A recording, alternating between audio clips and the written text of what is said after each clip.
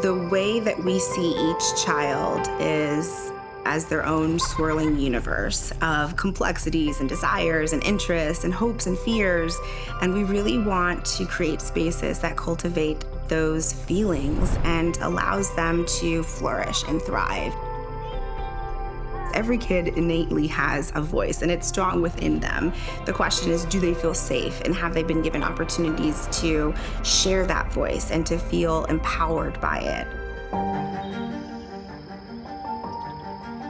The Morgan Oliver School is a micro school serving kids and families in Atlanta with a focus on social justice and centering the most marginalized.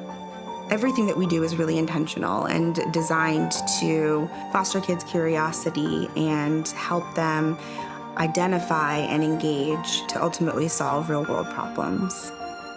Inclusivity is centered in everything that we do at MOS, from the tiered tuition structure to the way that we have conversations with kids. Mental health, it is the cornerstone of making sure that kids are able to show up present and able to learn.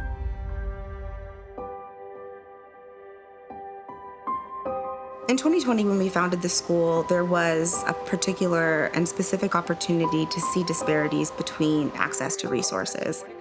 Kids in communities like mine didn't have access to the same resources, while families who were just a couple of miles away were able to support kids and in a way that extended their educational experience, even in the midst of a global pandemic.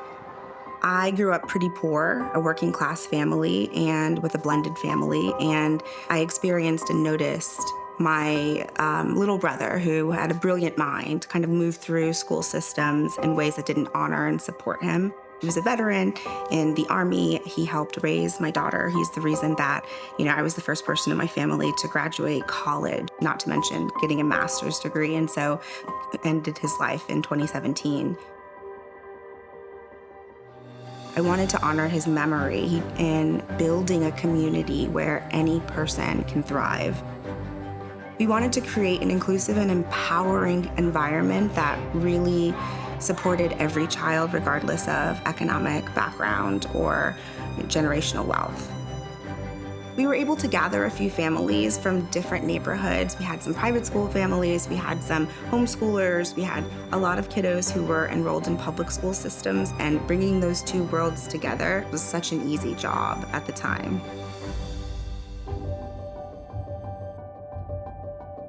Each day starts with a morning meeting that the lead teacher facilitates. It really helps foster connection and learning and getting ready for being able to emotionally be present for the day. The days are structured in a way that we really start while the kids are freshest in the morning with the academic content. We go through their literacy blocks, math blocks, writing, handwriting, and then later as they get closer to lunchtime, they have Spanish or science. The afternoon is where the specials come in, or the various experiences that they have. That is where they're doing PE, they're doing permaculture. It's essentially electives in the afternoon, with a fresh air break in the morning with a snack and an hour-long lunch with recess. We structure our classrooms by name. Our youngest kiddos are the allies. The second group, who are second, third graders, are the activists. And last, we have the organizers. Every student at MOS will grow into a leader in whatever capacity inspires them. And it really helps bring the message home that my voice matters. And if I plan something out and propose a different idea, it can actually happen. The educators at the Morgan Oliver School are absolutely incredible, and it's an intentional process, finding a fit where the educator or the teacher has to have an innate ability to connect and build relationships with students. So we look for teachers with master's degrees in education or more than 10 years in the classroom. One of the things that I believe strongly is that every child deserves an excellent education, and they shouldn't have the attached stigma of you have a scholarship or you're on financial aid or we're giving you something, because that really teaches kids, particularly marginalized kids, that they have to work so much harder to get into spaces that, should be available to everyone. Our tiered tuition structure was designed to take that part away, and families just elect a tuition tier that is feasible for their family.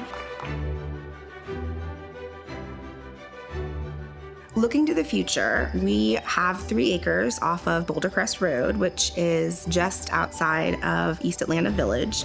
We're so excited because we're in the developing stages of building a school amongst the trees where permaculture and animal husbandry and outdoor learning and experiential learning really are interconnected. We really could see the future of MOS played out with cross-age classrooms that are self-contained and yurts and butterfly gardens and trails through the woods. So we're really excited for this development. We are ready to grow. We're ready to invite more kids and families into this incredible community. What we know is that the industrial model of education isn't working, and it never has. It particularly hasn't worked for marginalized communities. And I think that people of color and families who historically have been in underserved communities are done waiting. We're at a point where we really want something better for our kids. And I think the future is smaller, more intimate schools where teachers live and work in their communities, and kids are seen and heard and loved and nourished, and families have access to resources and community support programs that will elevate the entire community.